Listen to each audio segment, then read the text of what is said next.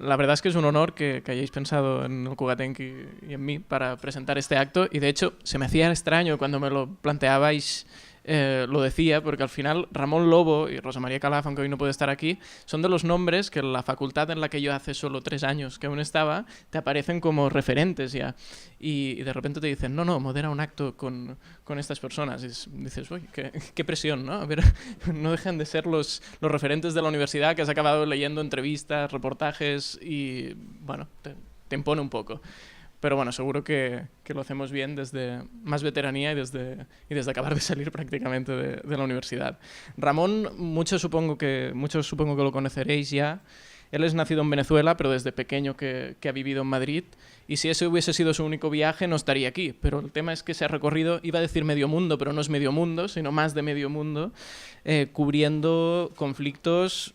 Y puedo decir la lista y seguro que nos dejamos. De hecho, tú en tu web tienes la lista y al final pones y muchos que me dejo porque mi memoria no me permite recordarlo, ¿no?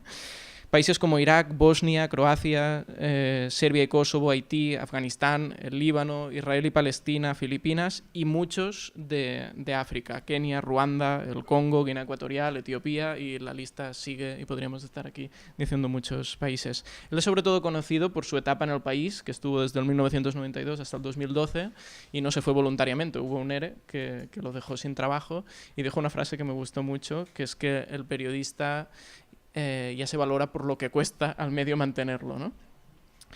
Previamente había trabajado en muchos diarios económicos, Expansión, 5 Días y otros, y también en el diario El Sol y otros pinitos que dices en la web, ¿no? Como en la BBC y no sé qué, pero eso es más de los inicios. Y después de la etapa en el país, pues ha escrito en medios como Jotdown, Infolibre, El Periódico, colaboras en la SER. Y también ha recibido varios premios, el Cirilo Rodríguez, Intercultura a la Convivencia, José Manuel Porquet, Club Internacional de Prensa y Redes Burgos, Bitácoras. Y eso solo como repaso, no se trata ahora de hacer toda la biografía de Ramón ni de repasar su currículum, sino hablar de periodismo, que es lo que hemos venido a hacer.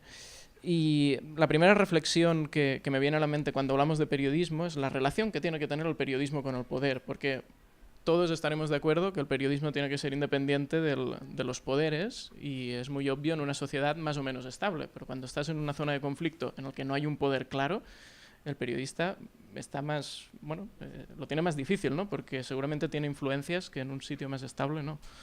Yo creo que es mucho más fácil. Si no hay poder es mucho más fácil. El problema es el periodismo local o el periodismo autonómico o el periodismo nacional, donde las fuentes están ahí constantemente vigilándote. Si un día escribes o hablas mal de alguien o dices cualquier cosa o le sacas una frase como la ayudante esta de Rajoy, la jefa de comunicación, cuando dijo eso de los pensionistas, ¿no? Pues en la televisión de Valencia se censura, la televisión española en Valencia. En cambio, cuando no hay nada, pues es muy fácil. Yo solo he tenido problemas en Guinea Ecuatorial porque se me había olvidado que, claro, que lo miraban por internet. Y entonces el primer día que fui a Guinea Ecuatorial a seguir un juicio, pues al día siguiente me llamaron a capítulo el primer ministro y el ministro de Información, y yo le decía a los demás periodistas, que éramos 5, si no vuelvo missing, llamar al embajador. Pero no me echaron inmediatamente, me echaron después. Y la segunda vez lo mismo, me venía el ministro de Seguridad con lo que yo había escrito y me dice, mira lo que has escrito. Digo, no, sí, ya lo conozco, porque ya me lo he leído. Pero en los demás conflictos, como no hay poder, es muy fácil, te mueves. El problema quizás en los conflictos es encontrar zonas de información que te permitan tener un contexto. Yo creo que el contexto es fundamental. Le hice una entrevista cuando estaba en la mili a un profesor de Zaragoza. Tengo el nombre de Leandro Ruiz, pero igual se llama de otra forma. Que yo colaboraba en el Heraldo Aragón cuando hacía la mili, cruzaba el Heraldo Aragón ahí a subrayar teletipos. Y un día el redactor jefe salió ahí, que era un redactor jefe en un periódico local, es Dios. Me puso así la mano y dijo, ¿alguien sabe dónde está Afganistán? Pensé que la mano, quizás me lo estaba preguntando a mí, se me pusieron colorados las orejas y no contesté, y apretó y dijo, ¿alguien sabe dónde está Afganistán? Y yo dije, creo que en Asia Central. Coño, tenemos un especialista, y nadie me ha dicho nada. Entonces me llevó al despacho y me dijo, bueno, te voy a mandar de viaje. Yo cuando le iba a decir que no me podía ir de viaje porque estaba haciendo la mili, me dijo, no, vas a cruzar la calle y le vas a hacer una entrevista en la Facultad de Derecho a este tío. Yo recuerdo que llegué y estuve 2 horas escuchando, el tío estuvo 2 horas hablando, a mí me alucinó lo mucho que sabía y le pregunté al final, bueno, ¿y usted cómo sabe tanto? Y me dijo, solo tengo claro los marcos, todo lo demás son perchas. Y me pareció que era una lección de vida y de periodismo que le he aplicado. Entonces, en los conflictos yo siempre busco marcos donde yo pueda colgar luego las perchas. Y en un conflicto el problema es que no tienes marcos como aquí, que aquí vienes, pues si vas a hacer un trabajo sobre Cataluña, pues tendrás que hablar con Torra, tendrás que hablar con la oposición, tendrás que hablar con este, con otro, y bueno, y quizás con algunos escritores, algunos pensadores, y puedes tener un marco. Claro, en un conflicto no existe todo esto, pero tienes que encontrarlo. Y el marco es para no equivocarte, para no situar los personajes con los que vas a hablar en un terreno de nadie. ¿Y cómo se construye? Porque al final, si el periodista lo que hace es ir y hablar con la gente, en función de qué persona sea, tiene su marco propio. No es lo mismo si es una zona en conflicto, además, con más razón, ¿no? Porque hay una disputa por el poder. Yo no voy a decir el nombre de otro periodista, pero el fotógrafo con el que voy a dormir esta noche, no con él, estamos en camas separadas porque no estamos casados, que es Juan Carlos Tomasi, que es un fotógrafo de Médicos del Mundo. Él ha viajado con el otro periodista, cuyo nombre no voy a decir, y me decía que éramos muy diferentes porque él prepara mucho el viaje y yo lo preparo poco. Lo preparo, pero que no lo quiero preparar con gran intensidad porque necesito la sorpresa. Si no hay sorpresa, a mí el viaje me aburre. Y de alguna forma lees, conoces. Si me dices ahora ir a Siria, Siria sé. Pero ¿qué está pasando ahora en Siria? ¿Dónde colocar? ¿Con quién hablar? Pues a veces, normalmente yo creo que siempre hay que huir de la política, o sea, de los políticos, hay que buscar profesores. En Irak yo iba a ver a un profesor de la Universidad de Bagdad, que además era complicado ir a verle porque eran momentos que era difícil estar en la calle, y este tío estabas 2 horas con él y te daba marcos para 6 meses, porque era una máquina de marcos. Y luego, evidentemente, cada uno te cuenta su marco. Por eso tú también tienes que aprender a corregir los marcos. Y después tienes que tener en cuenta algo fundamental, ¿para quién escribes? No me refiero políticamente, sino que escribes para un periódico, es decir, no es una televisión, escribes para un periódico español, no un periódico francés, y esos son también elementos que tú tienes que tener en cuenta. Y a mí siempre me ha gustado describir, y siempre me ha gustado jugar con la inteligencia del lector. Una vez en Israel, yo llamo Israel el Estado de Israel y Palestina la parte ocupada, para no hablar Palestina como si todo fuera el mandato británico, sino reconocer una realidad de 2 estados en la que yo creo que es el único futuro. Estaba en el norte, en uno de los pueblos fantasmas de palestinos. Hay un 20% de la población israelí son palestinos israelíes con pasaporte israelí, pero que son ciudadanos de segunda. Están casi todos en el norte, hay muchísimos en el norte. Porque en el norte, en el 48, era muy fuerte el Partido Comunista, que en ese momento era conjunto palestino-israelí, y sobre todo las mujeres del Partido Comunista, que en ciudades como Nazaret salieron a la calle a decir a la gente, quien se vaya será refugiado, son los que consiguieron que mucha gente se quedara. Bueno, pues no sé por qué me he ido hasta los palestinos israelíes. Pero bueno, si tú quieres hacer una historia no sé por qué me he ido hasta ahí. Estabas hablando de los marcos. De los marcos, bueno. Pues si tú quieres hacer una historia de esta gente, me fui me hablaron de una aldea fantasma. Había una aldea que se llama Ein Hot, que cuando la ocuparon los israelíes, querían crear ahí una ciudad de artistas, de pintores y demás. Fue algún pintor importante rumano. Ahora eran unos farsantes que había ahí que decían que pintaban unas cosas horribles. Y esos mismos palestinos que les habían echado de Ein Hot se habían mudado a una aldea en la montaña que se llamaba Ein Hut.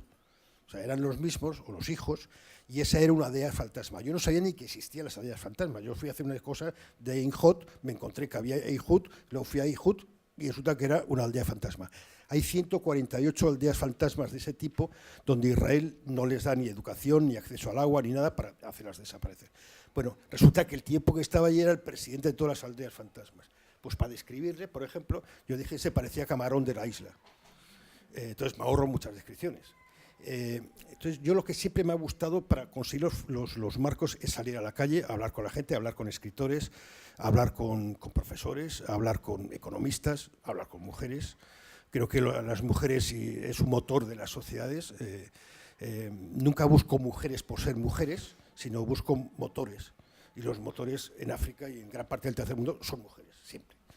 Me interesan mucho los niños, porque es el futuro robado. O sea, si hay una generación de niños de 10 años en un país como Siria, estamos hablando de que hay que esperar cuántos años para que se pueda hablar de una sociedad normal.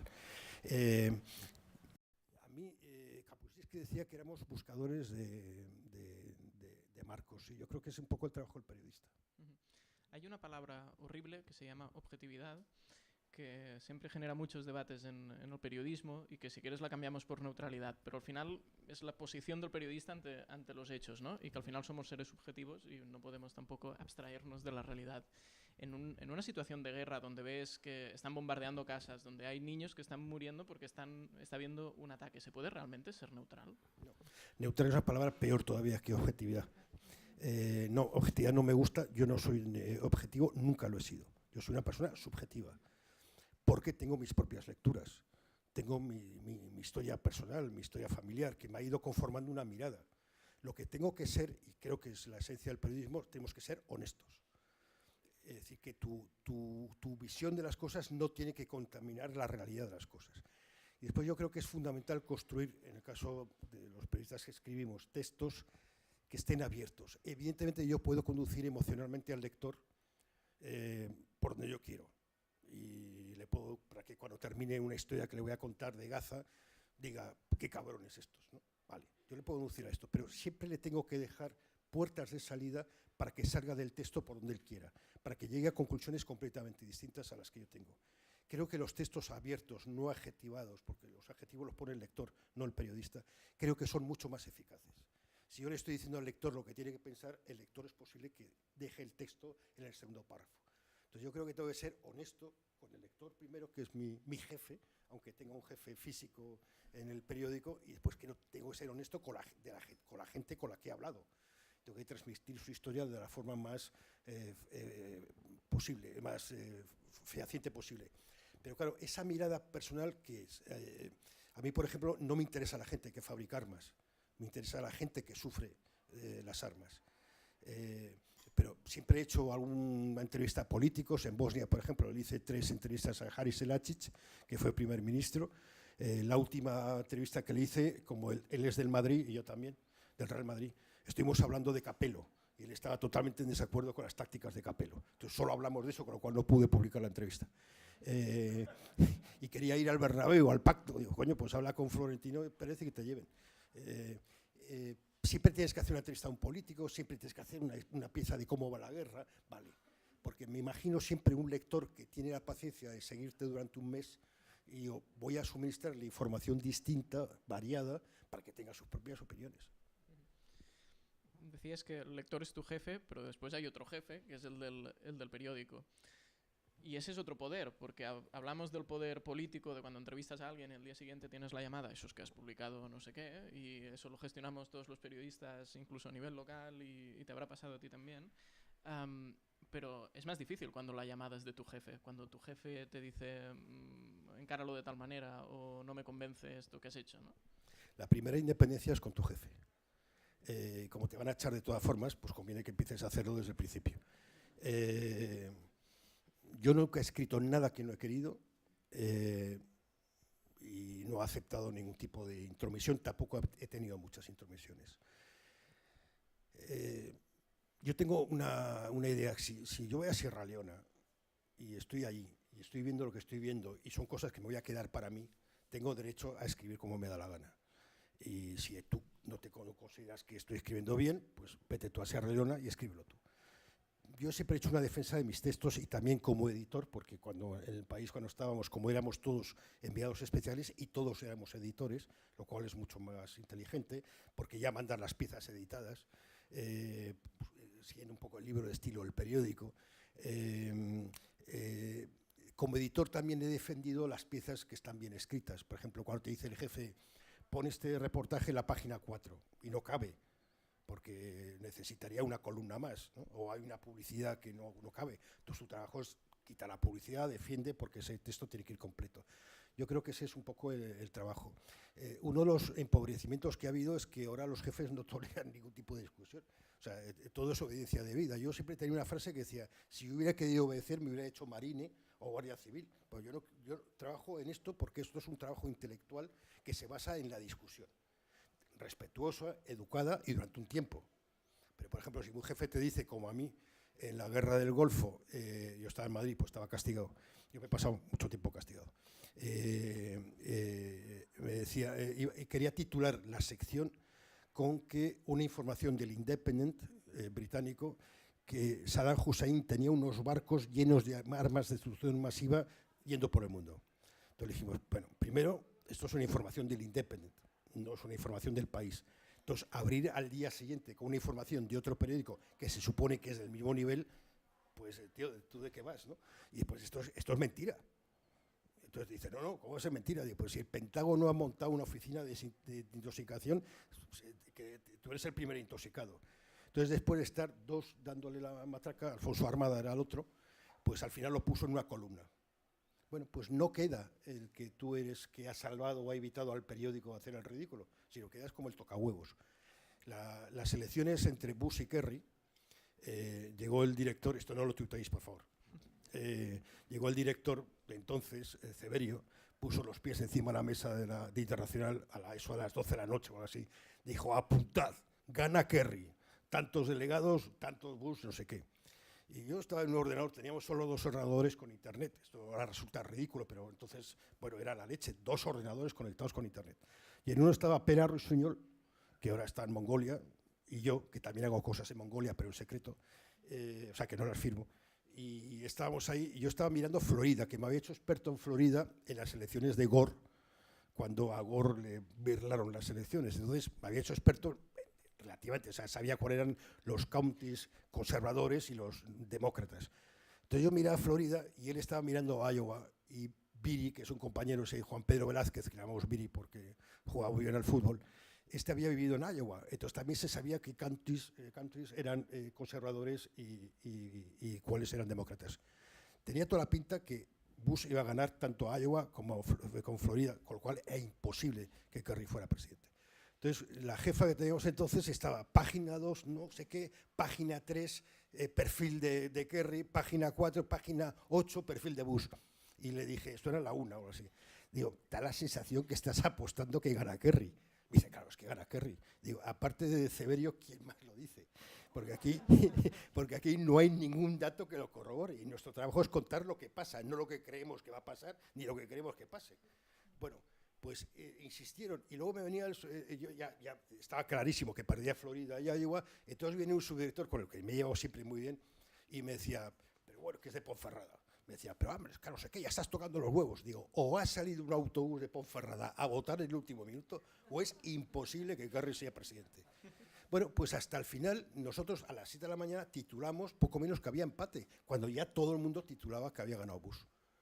Bueno, pues a mí me decían que yo era el tocahuevos. Es que mi trabajo es tocar los huevos y empezar por mi jefe. ¿Pero eso es una cuestión del jefe o es una cuestión de un medio que se posiciona por línea editorial, por intereses políticos? No, porque no cuestionamos nada. Es que tenemos que empezar a cuestionar a nuestro jefe. Luego tenemos que cuestionar al alcalde. Luego tenemos que cuestionar al presidente de la Generalitat. Luego al presidente del gobierno, al Papa, quien haga falta. Si es que hay una frase de Orwell que a mí me encanta. Orwell era un periodista británico que estuvo aquí en Cataluña, tiene el libro famoso de homenaje a Cataluña. Él estuvo luchando con el POM, era trotskista. Y este decía que noticia es aquello que se quiere ocultar y todo lo demás son relaciones públicas. Entonces, lo que hacemos aquí ahora en periodismo casi todo son relaciones públicas. O sea, hay muchísimos titulares que se cuenta como un hecho lo que es una declaración.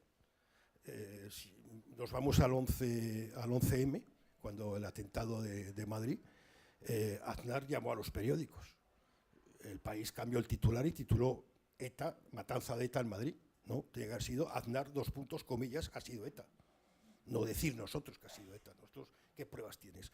O, por ejemplo, cuando Powell presentó sus pruebas en Naciones Unidas sobre que Irak tenía armas de destrucción masiva, Ricardo Ortega, que es uno de los amigos que ha muerto en zona de guerra o en zona de conflicto, que fue Haití, él hizo una crónica para Antena 3 en directo, con lo cual no la pudieron cortar, pero le costó el puesto, que dijo que para creerse lo que acaba de decir Powell había que plantearse 3 axiomas. Que la CIA nunca miente, que los inspectores de la ONU son completamente idiotas y que Saddam Hussein tenía armas de destrucción masiva. Bueno, se comprobó que tenía razón. O sea, nuestro trabajo es cuestionar el poder, pero claro, nuestro jefe es la primera representación del poder. Y uno de los cambios que ha habido es que antes, cuando yo iba a un viaje, a mí nadie me preguntaba cuánto costaba el viaje. Yo iba al viaje, en todo caso hablábamos de periodismo, qué vas a hacer, cuál va a ser el enfoque, qué historias te apetecen. Luego hubo un momento que te preguntaban, ¿esto va a costar caro? Digo, tío, si es que esta conversación no la tenemos que tener tú y yo. Nosotros tenemos que tener una conversación de las historias. ¿Merece la pena ir periodísticamente? Luego podemos hablar de pasta. Si igual por dinero no podemos ir, pues no vamos. Pero nuestra primera conversación tiene que ser periodística. Y ahora solo se habla de dinero. De hecho, eso cada vez está peor, porque los medios cada vez tienen menos dinero. Es más difícil hacer periodismo internacional. Sí, claro. Ahora lo hacen los freelance. Freelance que hacen muy buen periodismo, pero claro, si les pagan 50 euros por una crónica desde Siria, no tienes los gastos pagados, no tienes chaleco antibalas, no tienes seguro. Si te matan da igual, pero si te dejan sin piernas es un problema. Yo en Chechenia, me acuerdo que tenía un traductor que tenía muchísimo miedo, más que yo, con lo cual no pude descansar, no pude en ningún momento mostrar que tenía miedo, tuve que hacerme el valiente durante 20 y tantos días. Cuando salíamos de un refugio que habíamos dormido, caían misiles, y le dije, tío, si me matan es una putada, pero como me dejes sin piernas voy a montar un pollo. Y dice, ¿por qué? Y dice, joder, con el seguro del periódico, a ver dónde encuentro yo un tío que me suba a casa en brazos, que me he comprado un quinto sin ascensor. Entonces este tío me decía, pero bueno, ¿y tú cómo puedes decir estas cosas? ¿No tienes miedo? Digo, estoy cagado, por eso digo estas cosas. Entonces nosotros teníamos un seguro ridículo, pero es que los freelance no tienen ni ese seguro ridículo. Pampliega, que estuvo secuestrado casi un año, le pagaban 50 euros la crónica y él tenía que hacer vídeos para el Associated Press, porque con un vídeo bueno de rock and roll, o sea, de boom, boom, boom, con lo cual te la tienes que jugar, le podían pagar 1.500 euros. Con un par de vídeos se pagaba la estancia. Jair Bauluz, cuando le dieron el premio Pulitzer, cuando estaba en Nueva York para recibir el premio Pulitzer, le llamó su banco de Oviedo para decirle que o metía no sé cuánto dinero o le cancelaban American Express. Obviamente se la cancelaron. Entonces, yo creo que claro, hemos perdido un poco el contrato con el lector. El lector ahora piensa que mirando por internet se puede informar. Entonces, ¿cómo convencer al lector que un reportaje en profundidad en Siria, en Afganistán, en República Centroafricana cuesta dinero? Entonces, tenemos que recuperar ese contrato de credibilidad con el lector y que el lector esté dispuesto a pagar por algunas coberturas. Ahora 5W, que es una revista que hacen varios periodistas jóvenes, pues está haciendo esto. Yo estoy suscrito al New York Times, que pago $20 al mes. El Washington Post, no sé por qué, quizás por Amazon, sale 9,90. Y estoy suscrito a varias cosas porque si no, no me dejan entrar nada más que 3 o 4 artículos. Después está llegar sobre el terreno y cómo explicar las cosas que estábamos comentando antes. Y te cojo una frase porque me parece muy interesante para hablarlo más. Que la mejor forma de no equivocarte es tener claro que no hay dos bandos. Hay dos bandos que son víctimas y verdugos, pero no hay dos bandos con apellidos. O sea, si tú vas, por ejemplo, vamos a Bosnia, que quizás es el conflicto que nos podemos estar más familiarizados, en Sarajevo era fácil decir los serbios son los malos y los bosnios son los buenos, sobre todo si eres periodista y estás en Sarajevo y también te están disparando a ti, pues no tienes una buena opinión de la gente que te dispara. Pero si tú quieres ser honesto, tienes que pensar que dentro de los serbios, o detrás de esos, primero yo nunca he dicho los serbios, siempre he hablado los radicales serbios o las tropas de Karadzic, nunca he dicho los serbios son mucha gente. Detrás de esos serbios hay víctimas y detrás de los bosnios que aparentemente son las víctimas hay verdugos. Entonces yo creo que nuestro trabajo es encontrar esa diferencia y las víctimas son la mejor garantía de no equivocarte porque te van a contar lo que les pasa, pero claro, hay víctimas en un sitio y en otro. No puedes trabajar solo con las víctimas de un lado. A mí eso me plantea un debate porque al final nos ponemos en la piel, lo más reciente que tenemos aquí seguramente es la guerra civil, ¿no? Gente que en un principio estaba tan tranquila en su casa, estalla la guerra y toma partido porque se ve obligada a tomar partido. Y en algún momento será verdugo porque en la guerra se ha cargado a no sé quién. Esta persona ya no es válida, ya ya no es bueno, neutralidad, que has dicho que no te gusta, porque decir, ya es una persona que cuando le da voz al periodista la tiene que cuestionar. No, hombre, una víctima no la tienes que cuestionar, una víctima tienes que ver si es víctima de verdad y te está contando lo que ha ocurrido de verdad. Pero, no sé, yo creo que a mí, por ejemplo, el conflicto de Bosnia, que es el que más me ha impactado, y hay generaciones de periodistas, la generación de Vietnam, la generación de Líbano, la generación de Bosnia, de las guerras balcánicas, la generación de las primaveras árabes. Yo soy de Bosnia, de la generación de Bosnia. Que es como me educo como periodista de conflicto. Ahí las víctimas estaban muy claras, porque, claro, no sé, tú vas a una casa y ves cómo vive la gente, gente que era de clase media, que en una ciudad como Sarajevo, gente como nosotros, que conocía el vídeo, la lavadora, el Frenaplatos, no es un pueblo perdido del norte de Sierra Leona. Entonces yo me preguntaba muchas veces, coño, Sarajevo es como Madrid del 36. Y cuando volví a Madrid, digo, esto es Sarajevo 50 años o 60 años después. Y la construcción del odio es muy fácil, pues estamos muy indefensos. La cultura y la educación no nos protegen tanto como creemos. Hay un libro de una periodista croata, Slevana Drakolic, que se llama No matarían una mosca. Es una mujer que vivió en Barcelona mucho tiempo, ahora está en Estocolmo. No es nacionalista croata, por eso no puede vivir en Croacia, que es un país todo enfermo en sí mismo, de dos enfermedades, el catolicismo más el nacionalismo.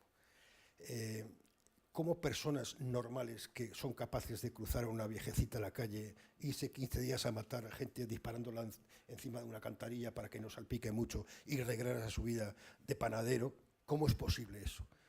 ¿Cómo es posible que una persona normal se convierta en un asesino? Entonces a mí siempre me ha dado mucho miedo eso, pensar que en un conflicto determinado yo podría convertirme en un asesino. Y la cultura y la educación no me protegen, eso me da mucho miedo. Siempre pensé que la diferencia entre los Balcanes y España fue que los Balcanes tuvieron muy mala suerte con sus dirigentes y nosotros habíamos tenido mucha suerte con nuestros dirigentes. Yo ya no estoy tan seguro que puedo sostener esa. Ellos siguen teniendo muy mala suerte con sus dirigentes, pero nosotros creo que hemos empeorado alarmantemente en todas las direcciones. Y había un pueblecito que no recuerdo, pero era en el norte de Bosnia, que un equipo de la BBC fue a hacer un reportaje antes de la guerra. Era un reportaje estos de viajes y no sé qué, pueblo feliz, pues eso, de la montaña, todo bucólico, muy bien, las vacas, todos muy felices. Y cuando empezó la guerra dijo, coño, vamos a volver al pueblo este a ver qué ha pasado. Ya no eran tan felices, ya se miraban raro. Y más adelante de la guerra ya se odiaban. Yo estuve en Vitez, que está en Bosnia Central. En la carretera dividía croatas y musulmanes. Gente que habían compartido bodas, bautizos, fiestas católicas, fiestas musulmanas. De repente se odiaban desde hace generaciones. Entonces, ¿cómo se construye este odio? ¿Qué desprotegidos estamos? Hay un libro que no se ha traducido al español, que es de Iván Kustulic, que es un antropólogo serbio, que se llama algo así como la mitología en la política serbia, cómo Milosevic utiliza los mitos medievales, que son casi todos falsos, como los catalanes, como los castellanos. Hay un libro fantástico de los dos escolar, que es La nación inventada, que es Castilla, donde se le inventa todo el obispo de Toledo en el siglo XIV. Pero claro, el entusiasmo nacionalista independiza Castilla antes de que existiera el Reino de Aragón, con lo cual es un poco complicado. Entonces, claro, tú cultivas eso, cultivas el odio, cultivas el miedo, tu hermana la van a violar, el musulmán, el otro, y es muy fácil construir el odio. Mira cómo los refugiados, vienen terroristas entre ellos. Pero en todo eso, en ese sentido, las guerras son casi todas iguales en la construcción. Sí, y ahí yo creo que es fundamental el trabajo de los periodistas y de los intelectuales, que es desmontar todo esto. Es denunciar a los agitadores del odio, que son los que viven del odio. A mí me costaba mucho en el periódico al principio, con algunos periodistas del país, sobre todo había un compañero que era de Comisiones Obreras que está empeñado que Milosevic era de izquierdas, como hay gente que está empeñada ahora que Assad es de izquierdas. Assad es un hijo de puta y un criminal de guerra, y Milosevic era otro, era un oportunista, que podía ser lo que quisiera con tal de seguir en el poder. A mí nunca me ha gustado Milosevic y tampoco me ha gustado nada de los croatas, porque los croatas han salido rositas. Hay un pueblo de Croacia que se llama Gospić, que está en la antigua Krajina. Krajina era la frontera entre donde estaban los serbios de Croacia, que les expulsaron, fueron víctimas de todo esto también. Las víctimas, mientras que eran la parte de verdugos en un sitio, en Krajina los serbios fueron víctimas. En Gospić es un pueblo donde vino un comando de Zagreb y mató a unas 100 personas serbias que había en el pueblo. Es un pueblo muy bonito, medieval y demás. Todos los vecinos serbios fueron a robar las televisiones, los sillones, los sofás de sus vecinos. Para mí es un pueblo de asesinos. Entonces me acuerdo un día con el embajador croata, que le hacía mucha gracia que yo diera caña a los serbios, digo, yo tengo muchísimas ganas de hacer una historia de Gospić. Se le cambió la cara. Entonces a mí no me gustaría tener vecinos así. Entonces creo que nuestro trabajo es contar ese tipo de cosas más allá de los apellidos. El problema es que la realidad es muy compleja y contar esto es entender que en un sitio son víctimas y en otros son asesinos, ¿no? Y seguramente cuando llegas y lo explicas en los medios tienes una limitación de espacio. Ahora que cada vez es más importante redes sociales y un vídeo lo explica todo y tenemos imágenes falsas, al final lo que está pasando allí lo trasladamos aquí con una cierta desinformación, ¿no? Claro, porque hemos renunciado los periodistas a los 3 principios del periodismo, que son que nosotros jerarquizamos la información, o sea, todo eso que está ocurriendo, nosotros miramos qué es lo más importante y lo ponemos en primera página, o vamos poniendo lo más grande, más pequeño en los titulares.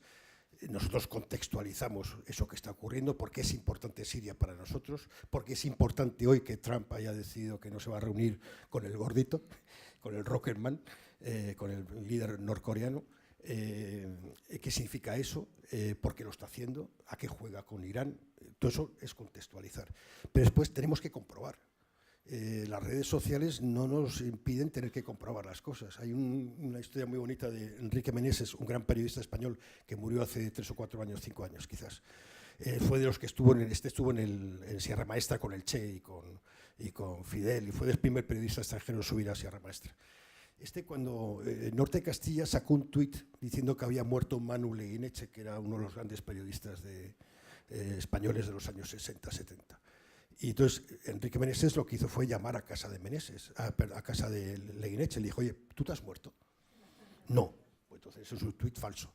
Esa costumbre de comprobar la hemos perdido. Evidentemente, si retitueas una historia al New York Times, es muy difícil que te equivoques porque ya habrá hecho todas las comprobaciones. Pero claro, no es lo primero que pasa, tienes que retitular, porque igual es falso. Si tú estás en un bar y alguien dice que ha degollado a su mujer y ha matado a sus hijos, tú no sales corriendo a ponerlo en el Twitter. Primero tendrás que preguntarle cómo se llama, ¿no? Y luego tendrás que comprobar que todo eso es cierto, que lo ha hecho, ¿no? Cuando la mujer del Nani, no sé si os acordáis del Nani, que fue un kinky que mataron y una mafia policial, cuando la mujer del Nani llegó al país y en la recepción dijo, han matado a mi nani, han matado a mi nani, fueron 4 periodistas a la casa, que estaba cerca. Ahora la mujer del nani llega a cualquier periódico, dice que han matado al nani, no bajaría ni un solo periodista. No es solo si comprobamos o no, sino que también es donde ponemos el foco. Hay muchos conflictos seguramente, en África sobre todo, que ni conocemos. Claro. Sur Sudán es una catástrofe, es donde está ahora la capital de la violación de las mujeres junto al este de Congo. República Centroafricana es un desastre, pero son países desastrosos que tienen riqueza, uranio, minerales estratégicos. Francia no es inocente en casi ningún sitio y ahora Estados Unidos tampoco. Francia en África es los Estados Unidos para los demás, pero ahora Estados Unidos ya se está comportando como Estados Unidos también en África, y están los chinos, que tampoco son, hacen carreteras, sí, pero hacen carreteras a sus fábricas. Pero también África se está produciendo un gran cambio que tenemos también que fijarnos, que primero está generándose una clase media, no en todos los países, pero sí en algunos. Mucha gente que salía a estudiar fuera, a Inglaterra, a Bélgica, a Alemania, a Estados Unidos, a Francia, está regresando a sus países. Hay países que empiezan a funcionar, como Ghana, como Senegal, Botsuana funciona de hace tiempo, y son países donde también tenemos que dejar de transmitir solo esa imagen del África pobre, que el Sahel, sin duda, toda la tripa de África, donde está el Sáhara, viven en una especie de hambruna permanente que cuando viene la época seca la llaman la época del hambre, y si esa época seca viene un poco más seca normal, entonces hay una hambruna. No, hay otros países que están funcionando, hay música, hay gente haciendo cosas, hay gente escribiendo. Hay una escritora nigeriana que se llama Chimamanda Adichie, que no sé si la conocéis. Hay un vídeo por ahí de ella hablando sobre la importancia del rato múltiple, que es muy interesante. Hay música, hay pintura, hay un montón de gente haciendo cosas. Es una sociedad muy viva, donde las mujeres tienen un gran protagonismo. Déjame que vuelva al trabajo del periodista sobre el terreno. Cuando llega a una zona en conflicto y seguramente se encuentra situaciones muy extremas en las que su participación puede incluso ser determinante. Ayudando a alguien, dejando algo de dinero. ¿Qué hace ahí el periodista? Porque al final, bueno, tiene la parte de humanidad, ¿no? No solo he venido a contar, sino si puedo ayudar a alguien, lo haré. Hombre, tienes que ayudar si puedes, pero yo mi experiencia es que cada vez que intento ayudar a alguien la cago. Ese niño se ha muerto y me he quedado luego con ese niño todo el resto, toda la vida con él, con la sensación de que podía haber hecho otras cosas. Pero sí, yo creo que hay que ayudar. En Sierra Leona me pasó con Gervasio Sánchez, que estábamos ahí en el 99, enero del 99, que es cuando la guerrilla había tomado casi todo Freetown y solo quedaba un trocito donde estábamos nosotros. Éramos casi los únicos periodistas, estaba una chica de France Press que no salía prácticamente y un fotógrafo de France Press que solo quería irse a su casa, era de Senegal, y nosotros no parábamos de convencerle que tenía que quedarse, que le iban a dar el premio Pulitzer, sobre todo porque tenía la máquina para transmitir las fotos de Gervasio. O sea, vete tú, pero deja la máquina. Y entonces le comíamos el coco todos los días. Y nosotros salíamos todos los días ahí, íbamos al hospital de Connaught, que era un hospital que era como el frente, era el vomitorio del frente, el frente estaba al lado. Y un día Gervasio, luego dijo Nasser, habló del niño más joven de la guerra. Y le dije, nunca digas del niño más joven de la guerra, o el más guapo, el más alto, porque siempre hay alguien que encuentra otro más joven, o la primera vez, nunca hay que decir eso, la primera vez, que no sé qué, porque siempre hay alguien que mira en Google y dice, no, es la segunda. O este es el rosetón más grande de todo Cataluña. Pues no, resulta que hay otro más grande. Bueno, siempre hay que tener de los más grandes. Y así te curas. Entonces le dije lo del niño, digo, tío, o sea, era un niño que tenía, no sé si eran 2 meses o 3 meses. Y al día siguiente vamos al hospital, ya habíamos hecho una historia de los niños, entonces entrábamos a verles, para jugar con ellos, para tocarles el pelo, para bromear un poco, para transmitirles que nos importaban, aunque fuera relativamente cierto. O sea, que no era la historia y nos vamos, sino era la historia y seguimos viéndote y jugando contigo y dándote caramelos. Y nos encontramos con un niño que tenía pocos días, 5 días me parece que tenía. Entonces le dije a Gervasio, toma, el niño más joven de la guerra, este es. Y la mujer que lo tenía en brazos se llamaba Ofelia, no era su madre, sino que venía caminando desde las afueras de Freetown, desde la zona de la guerrilla. En la casa había caído una granada de mortero y había matado a la madre embarazada de 9 meses y a un tío. La tripa de la madre estaba abierta. Entonces un vecino terminó de abrir la tripa, sacó al niño vivo, cortó el cordón umbilical, hizo un nudo y esta, Ofelia, cogió al niño en una manta y estuvo caminando 2 días entre cadáveres, cuervos de estos que se comían los cadáveres y hasta llegar al hospital. El niño estaba con la piel, estaba desnutrido, la piel le colgaba. Entonces yo lo cogí y dije, pero este niño no come. Me dijeron, no, es que claro, solo toma leche caliente porque no hay, agua caliente porque no hay leche. Entonces mi primer intento fue decir, hay que comprar leche. Y Gervasio me dijo, si compramos leche la cagamos, porque nosotros nos vamos, hay que implicar a alguien. Entonces fuimos a una organización humanitaria de Naciones Unidas que se dedica a la infancia, cuyo nombre empieza por U, que desde entonces me cae fatal, UNICEF, aunque reconozco que puede trabajar bien en algunos sitios. De hecho, en algunos sitios me he encontrado gente que todavía recordaba a UNICEF, porque igual hubo una buena delegada, en este caso el delegado era malo, era local. Todas las ONGs que estaban ahí eran gente local, no había ningún de extranjero en ese momento. Entonces fuimos a UNICEF y nos encontramos un tipo ahí detrás de una pantalla, un sierraleonense. Yo supongo que estaría jugando al Tetris porque no había otro motivo. Le explicamos el caso del niño y él dijo, vale, voy a mandar un oficial para que haga una investigación. Dijimos, pero si la investigación ya se la hemos hecho nosotros. Y digo, ¿quién va a mandar? Entonces nos presentó una chica, le dije, pero usted sabe lo que pasa en los controles nigerianos. Los nigerianos eran las tropas de paz, que eran más peligrosas casi que la guerrilla. Y los nigerianos a todas las mujeres las tocan todo, las tetas, el sexo, y algunas las matan. Esta mujer, hasta que llegue al hospital, la van a hacer de todo y encima no sé cuánto va a llegar. No, esta mujer, ¿por qué no la lleva en su coche? Me dijo, no puedo mover los coches, que es muy peligroso. Dije, bueno, pues se viene en nuestro coche.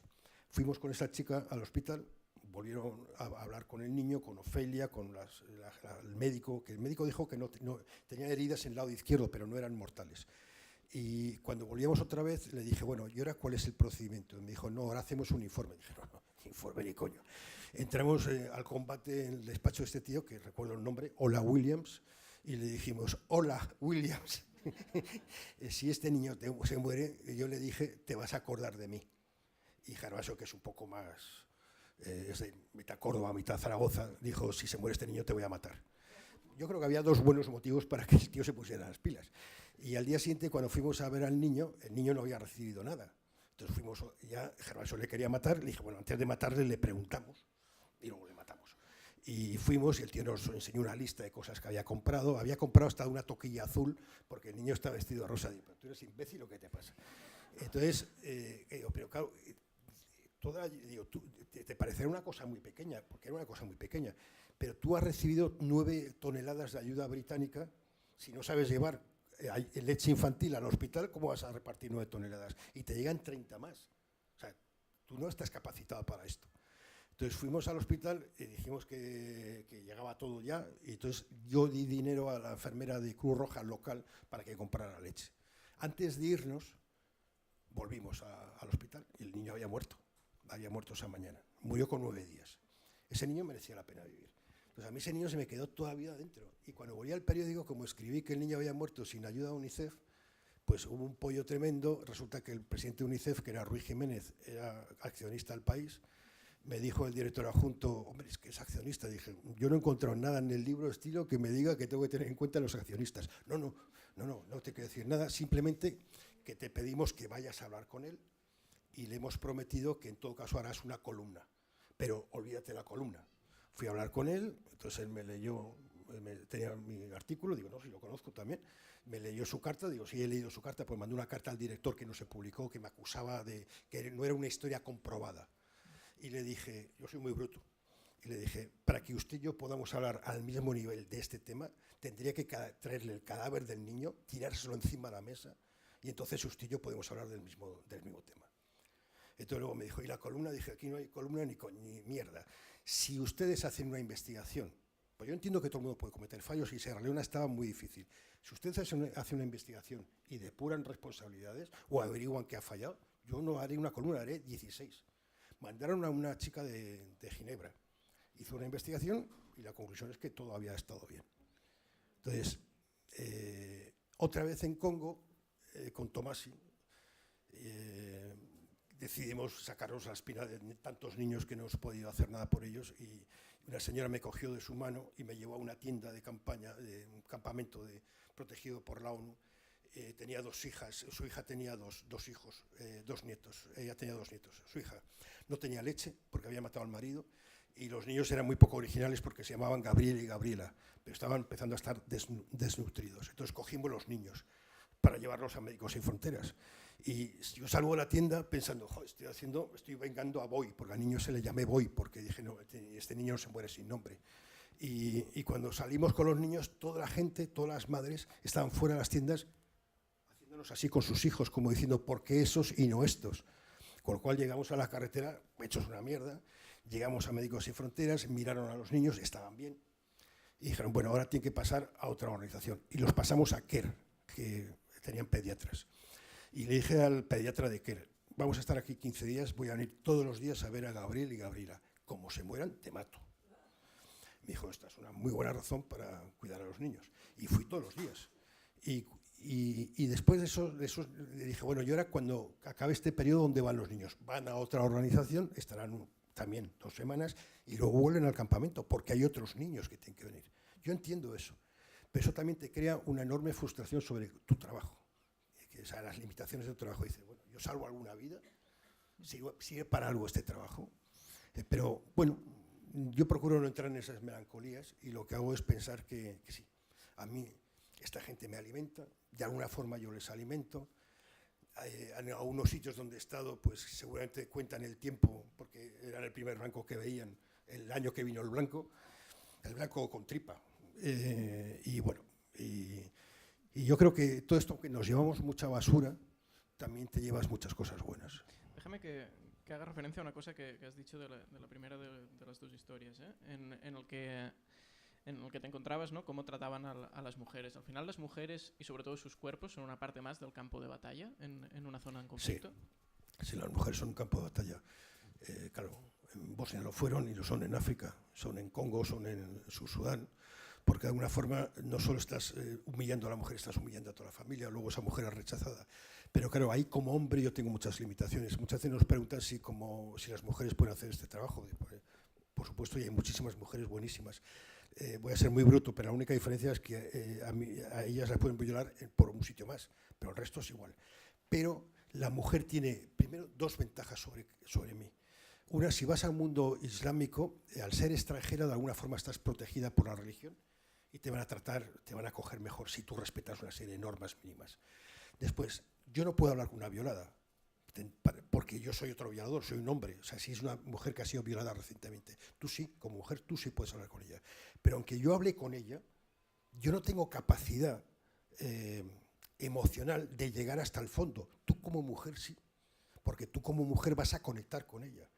Esa es una enorme ventaja. Entonces yo creo que las mujeres que hacen este trabajo tienen acceso a una profundidad en ciertas historias que nosotros los hombres no tenemos capacidad, porque estamos estructurados de otra forma. Por mucho que me emocione, no puedo. A mí me pasó en Kosovo, me pidieron un trabajo de mujeres violadas, porque había salido no sé dónde. A mí hablaba con una psicóloga de Médicos Sin Fronteras, una psiquiatra americana, y con dos psicólogas de UNICEF que hacían un trabajo fantástico. Estas dos chicas que eran locales, eran kosovares. Y entonces cuando dije que habíamos hablado de este caso, entonces me dijo la psiquiatra, mira, están en la tienda, en el campamento de los Emiratos Árabes, creo que es la tienda número 5, me dijo algo así. Si tú vas, intentas hablar con ella, tú eres otro violador y la vas a hacer daño. Pero tienes otra mujer que no la violaron, que estuvo en esa misma casa, que te puede contar toda la historia. Yo cuando bajé, me quedé parado en la tienda, en la puerta, y dije, ¿entro o no entro? Dije, no, no voy a entrar. Y me fui a hablar con la señora mayor, que me contó todo, cómo había sido, que era tremendo. Y con el testimonio de las dos chicas de UNICEF, más la psiquiatra, yo tenía suficiente. Y además 4 voces de mujeres. Yo solo tengo muy claro que hay una limitación en el respeto de las personas de las que estás hablando, y yo no puedo ser un agresor más de su vida. Y muchas veces pasa a los fotógrafos que cuando entras en un universo donde hay un muerto, las mujeres están ahí para el entierro, no se puede entrar con la cámara. O sea, tienes que entrar, dejarla ahí, esperar, respetar, y en un momento dado la gente te dice fotografía, porque de alguna forma comprenden muy bien cuál es tu trabajo. O sea, ese muerto va a servir para algo si se sabe que ha muerto y por qué ha muerto. Entonces, esa generosidad te la encuentras en África, por ejemplo, clarísimo. Todos estos riesgos de violaciones, si son periodistas mujeres, de que te peguen un tiro en medio de un campo de batalla, ¿no? Lo corren también el periodista. ¿Cómo se garantiza la seguridad y hasta qué punto el estado de donde viene el periodista tiene que garantizar su seguridad? Yo creo que si vas a un conflicto tienes que saber lo que te puede pasar. Nada más. El Estado no creo que tenga que garantizar nada. Tu medio, de alguna forma, nosotros conseguimos que el periódico garantizara el pago de mucho más dinero, no mucho más, eran 2,5 veces más de lo que estaba en el seguro. No, era 10 veces el sueldo anual del periodista. Y que se incluyera que si era un freelance que hacía un trabajo para el país, también estaba protegido por el mismo. Esto queda muy bien, pero creo que no se ha cumplido. De hecho, afortunadamente no han matado ningún freelance que trabajara para el país, con lo cual no ha tenido que ponerlo en práctica. Pero yo creo que si vas es tu responsabilidad. Después Bono se inventó cuando era ministro de Defensa un pago también. Yo le dije un día a mi madre que cuando fui a Ruanda, la primera vez que fui a Ruanda, el avión, no estoy seguro que sea así, pero estoy casi seguro. El avión que dejé en Addis Abeba, ese avión lo secuestraron después y cayó en las Comoras. Y yo luego cogí otro y cuando llegué al hotel, tuve que coger hotel muy malo porque estaban todos llenos, pero tenía agua y electricidad, que es lo fundamental, y vi en la tele que había caído un avión que había salido de Addis Abeba.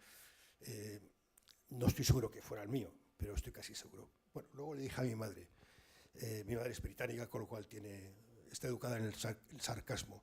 Le dije, madre, hubieras cobrado el seguro de la Diners, el seguro del periódico, hubieran sido tantos millones.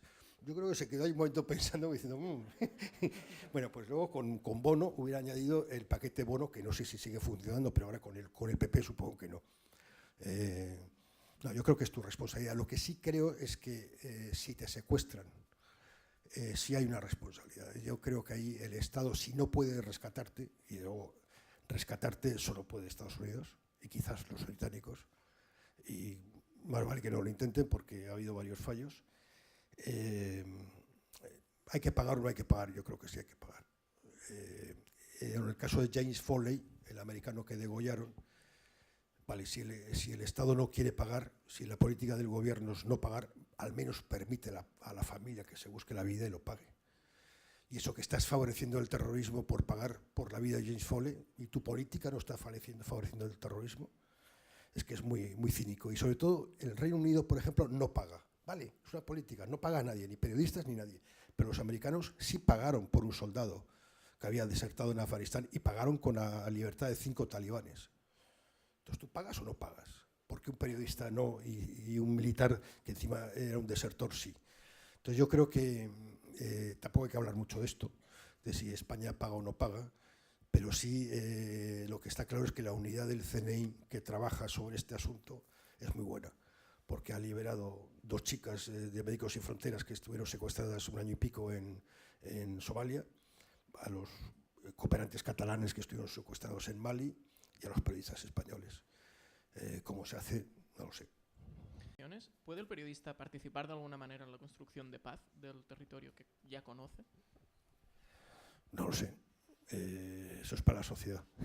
Eso es la sociedad civil la que tiene que participar. Sí, de alguna forma al contar lo que pasa creo que construimos un poco la paz, pero yo ahora quiero ir a Haití a final de año. Estoy preparando un libro sobre Haití.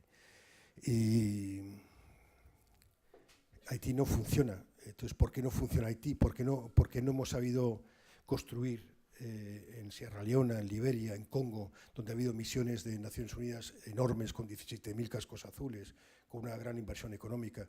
¿Por qué no hemos sabido construir la paz en Bosnia? Bosnia simplemente hay ausencia de guerra, que no es lo mismo que la paz. Yo creo que o Afganistán o Irak, no tenemos capacidad de construir estados. Bueno, si miramos dentro de nosotros entenderemos por qué, pero somos capaces de construir ni el nuestro, vamos a ir a construir los demás. Pero claro, cambiar a Afganistán requiere igual 50 años. Cambiar a Afganistán requiere mucho dinero y eso no gana elecciones. Yo tengo un librito, no es que lo quiera vender, que se llama Cuadernos de Kabul, que se ha reeditado ahora, que son historias muy pequeñas de gente de Afganistán. Yo recuerdo que solo hay un político en ese libro que se llama Bahas Dost, que era el que quedó tercero en las elecciones del 2009, que es Hazara, que son chiíes, los hazaras son de origen mongol. Yo había ido antes de verle, fui entre Kabul Nuevo y Kabul Viejo hay una montaña que está llena de antenas de televisión y se le llama la montaña de la televisión, por las antenas. Entonces yo fui allí y un montón de niños y yo hacía las preguntas estas típicas que hace el periodista blanco idiota, papel que ejerzo con gran entusiasmo. Yo además lo ejerzo porque posiblemente soy bastante idiota y segundo porque eso te acerca mucho más a la gente, porque ve que el blanco no era para tanto. Entonces te quieren contar historias y de alguna forma proteger. Entonces preguntaba a los niños qué querían ser de mayores, la pregunta típica estúpida. Y todos querían ser médicos, y yo no entendía por qué todos querían ser médicos. Y le pregunté a uno, y dije, oye, pero aquí todo el mundo quiere ser médico. Me dijo, claro, es que aquí hay una serie india que vemos, que debe ser como Doctor House, y claro, ven que los médicos tienen prestigio, ganan dinero, ayudan a la gente, sirven para algo. Y cuando se lo conté a Bahas Dost, me dijo, claro, es que ustedes se han equivocado. Nos han mandado todo lo que nos sobra, que son soldados y armas. Si nos hubieran mandado series de televisión, quizás hubiera sido más fácil. Muy bien, pues ahora abrimos preguntas del público para seguir un poco el diálogo, pero ya más participativo. No sé si... Lo que no se me olvida contaros un cuento sufí. Bueno, no sé si sufí, pero yo lo cuento como sufí. Y ningún sufí me ha dicho nada.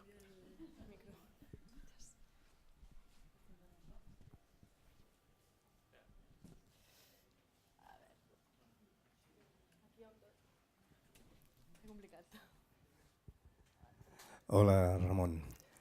Soy Miguel Pérez Quintanilla, periodista también. Admiro vuestro trabajo fuera, de siempre. Lo que pasa es que no tuve las narices de montarme en un avión, de subir a un avión y desarrollar vuestro trabajo, que admiro. Hay una cosa con la que acabas ahora, que es que no hemos sabido construir, pero es que hay una que me preocupa mucho. ¿Qué pasa con ese dinero que dicen que llega, con todos esos recursos que se movilizan y que luego ves que no han llegado o que alguien se los ha quedado por el camino? Esto no lo investigamos, no lo miramos. ¿Tú alguna vez has tenido ocasión de encontrar algún vericueto por el que también hay fondos de reptiles y gente que se queda con estos recursos que van destinados a otros? Sí, por ejemplo, el problema de los periodistas... ¿Se me oye? Sí, el problema de los periodistas que contamos las cosas al principio, cuando está el gran foco, por ejemplo, Haití, terremoto, estamos ahí todos. Francia dice, vamos a dar 100 millones de euros, titulamos, 100 millones de euros. Pero luego no nos quedamos a comprobar si es verdad. Primero, es mentira. Francia lo que hace, te doy 100 millones de euros, pero te voy a descontar 75 de la deuda que tienes, te la voy a condonar con estos 75. Pero si no lo ibas a cobrar, con lo cual les estás robando 75 que les acabas de dar. De los 2,25 son no sé qué, no sé cuántos. Después, un país desestructurado, ¿dónde llega? Igual que la historia está del niño Boy. ¿Dónde llegan esos 9 toneladas? ¿Dónde llegan esas 30? Si no hay estructuras, se diluyen. Entonces, si tú mandas ahí un montón de ayuda a Haití, ¿dónde está el Estado de Haití? No existe. Son una serie de familias que gobiernan Haití como si fuera una propiedad, que manejan las armas, las putas, las drogas, la ayuda humanitaria. Entonces, ¿cómo nosotros podemos entrar y sustituir todo eso? No podemos. Entonces, nosotros, el problema es que muchas veces vamos a los países habiendo decidido previamente lo que necesitan. Igual tenemos que ir a escuchar, para empezar, ¿no? Entonces tenemos que ir a escuchar a ver qué necesitan. Yo conocí a un tipo de Zaragoza, bueno, de Alicante, pero vivía en Zaragoza, psicólogo que trabajaba con jesuitas en Liberia. Yo creí que era cura cuando le vi y tenía pendiente y peinado a Berchale, dije, joder, qué pinta tenéis los curas aquí en África. Dijo, que hay imbécil, si yo soy psicólogo. Y trabajaba en un sitio que se llamaba West Point, como la Academia Americana, en la playa, que era un vertedero de casas, de chabolas, donde estaban todas las guerrillas que habían combatido entre ellos, estaban ahí. Él era el único blanco que entraba cada 3 veces por semana, apoyado por un negro que encima se llamaba McIntosh, o sea, que era el primer paso de Apple en Monrovia, para jugar. Organizaba juegos en la playa, fútbol, juegos de tirar no sé qué. ¿Cuál era el motivo de esos juegos? 2. 1, enseñar a estos niños que han vivido sin reglas que en los juegos hay reglas, que da igual que seas mayor o menor, fuerte o débil, hay unas reglas. Y 2, estar. Porque llega un momento que esta gente te dice, necesitamos agua, necesitamos médico. Pero si tú desde fuera decides, necesitan agua, igual agua no necesitan. Entonces nosotros invadimos países para decir qué es lo que necesitan, ¿no? Tenemos que preguntarles. Entonces yo creo que fallamos primero por eso, porque vamos con una prepotencia primermundista y no tenemos contrapartes. La ablación y la infibulación, ¿sabéis lo que es la infibulación? Es el cosido de los labios. Es algo extendido en Somalia, Etiopía, Sudán, más que del mundo musulmán, viene del mundo faraónico. ¿Cómo combatir eso? Pues tienes que buscar contrapartes, porque el hombre blanco o la mujer blanca no vaya ahí a decirles cómo tienen que hacer las cosas. Tienes que buscar contrapartes y darles instrumentos. Entonces nosotros, claro, vamos a Afganistán, vamos en coches ultrablindados, con no sé qué, vamos a castillos cerrados. En Bagdad cada vez iban subiendo más las murallas. ¿Cómo vas a gobernar un país que no ves? Entonces yo creo que nos falta eso. Y después paciencia. Y hacer lo que decía lo de las series de televisión. Yo conocí un médico afgano en Nigeria que trabajaba con Médicos Sin Fronteras, y me dijo un día que había ido a París a dar una charla y una periodista francesa le dijo que quería hacer una entrevista. Y en un momento de la entrevista le dijo, ¿qué opina usted de ese vestido extraño que es el burka? Y dije, ¿extraño? Es el vestido que usa mi madre, es el vestido que usaba mi abuela, el vestido que usan mis tías. A mí lo que me parece extraño son sus vaqueros. Entonces el problema es que nosotros, por alguna razón, enfocamos todo en el burka. Si el burka no es el problema, el burka es la consecuencia del problema. El problema es que no tienen derecho a la educación las niñas. El problema es que no hay libertad para elegir. Entonces tendrás que trabajar sobre la educación, pero estamos trabajando a 25 años para conseguir resultados. Entonces nosotros nos fijamos en el burka, los americanos entran, o los tayikos de la Alianza del Norte entran en Kabul, se van los talibanes, la CNN, hay 4 tíos cortándose la barba, 4 mujeres que se quitan el burka, ya, se han liberado Afganistán, vamos a otra cosa. O organizamos unas elecciones como las que yo vi en el 2009, que estuvo en las dos partes, donde están votando las mujeres, que son el 80 y tantos por ciento son analfabetas, y los hombres, donde el 50 y tantos por ciento son analfabetos. ¿Qué elecciones son esas? Es una mentira. Es toda una comedia. Vale, conocí a un tipo de Naciones Unidas que organizó unas elecciones en el 2004 en Irak, que ha organizado elecciones en Camboya, en Timor-Leste y en Sierra Leona, en sitios imposibles. Y él me dijo una cosa que yo no había pensado, y dije, coño, tienes razón, que es, vale, no sirven para nada, pero pongo en marcha un mecanismo de credibilidad que de ahí va a salir algo que podría ser en el futuro un gobierno representativo. El problema es que es un teatro que hacemos para que la gente de esos países crea que sus gobernantes han sido elegidos, pero los primeros que nos queremos en el teatro somos nosotros y nos vamos, como ha pasado en Irak. Sí. Si has hecho mal en ir, también hemos hecho mal en irnos como nos fuimos. Entonces, no tenemos esa capacidad de cambiar porque no implicamos a las sociedades. Y si tú bañas a un país de ayuda humanitaria, lo que estás creando son vagos humanitarios. Lo que tienes que crear es instrumentos para que ellos salgan, para que ellos construyan.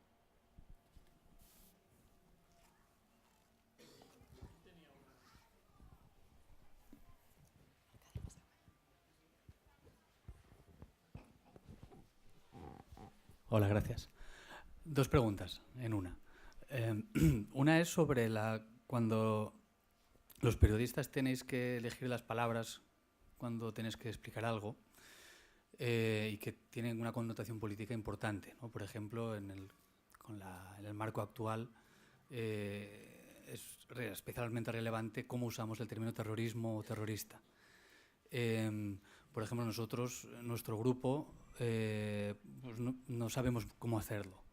De hecho, no usamos la palabra porque tiene tanta connotación política y puede tener tantas consecuencias que de verdad que no sabemos y buscamos fórmulas para evitarla, ¿no? Para decir algo similar. Me pregunto, ¿no? Para pues, periodista que tiene que hablar de guerras y de conflictos y últimamente sale muy a menudo, ¿cómo se toma esta decisión? ¿En base a qué? Y si hay una reflexión de verdad profunda sobre esta cuestión también. O yihadismo, o terrorista yihadista, son términos complicados, ¿no?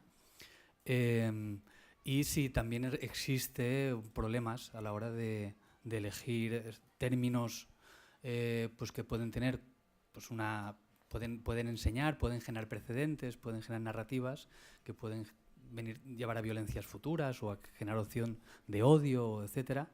Si también hay un problema a nivel de edición, con los jefes, ¿no? Como has explicado al principio.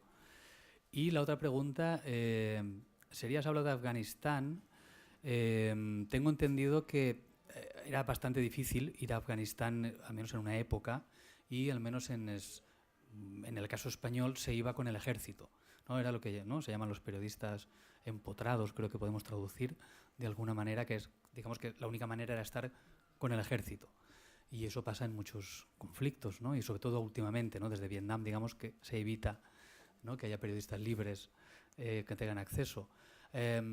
¿Tu experiencia en Afganistán o en otro sitio ha sido a través de este mecanismo y cómo lo has vivido y qué se puede hacer y decir?